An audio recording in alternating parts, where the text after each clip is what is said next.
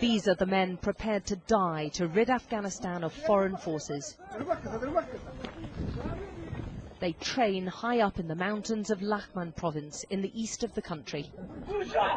They're mostly farmers, bound by ideology and determination, but they fight and train like an army. It is extremely rare to get inside the inner circle of any militant group, never mind be given access to their training program. This is what they want the foreigners to see, though. They want to show that they are a fighting force and they're too tough to be taken on.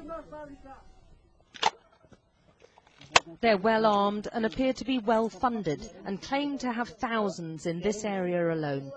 The Afghan authorities insist it's more like dozens. Whatever the true figure, the government has little control here. It's the Mujahideen who are in command, and they seem in no mood to take up the president's offer of money and land for peace.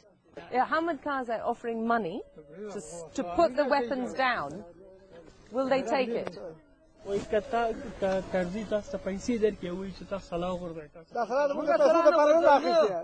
His hands say it all. We didn't come into this for money, he says. We can't be bought. Is there any way that they would be involved in Karzai's government? No. The answer seems a fairly definite negative. By day, the same fighters work in the fields, mostly growing poppies. The money raised will help feed their families, but also fund the war. The cash will buy weapons and more ammunition. Poppies are the main source of income for most of the farmers around here. These are due to be harvested within the next 2 or 3 days. They'll then be sold on to Afghan businesses or business people before being turned into opium and heroin, which eventually ends up on the streets of Europe. There are continual attacks by the foreign forces here to try to root out the militants.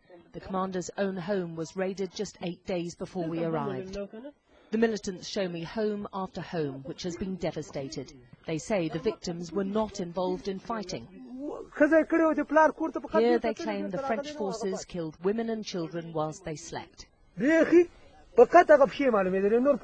says they put bombs under their bodies, so all that was left was their legs. The anger against the foreign forces is fomented by propaganda videos. The commander shows me footage which he plays continually on his phone, atrocities committed by American soldiers in Iraq and Guantanamo Bay.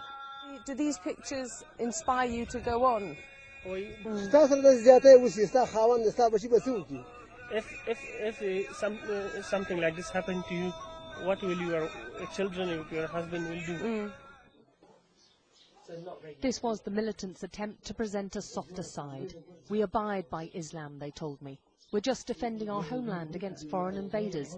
And once your military leaves, they kept on saying, then we will lay down our arms and embrace peace. But already the next generation's being schooled in war. And despite their political leaders talking peace, the message has yet to filter down to the foot soldiers.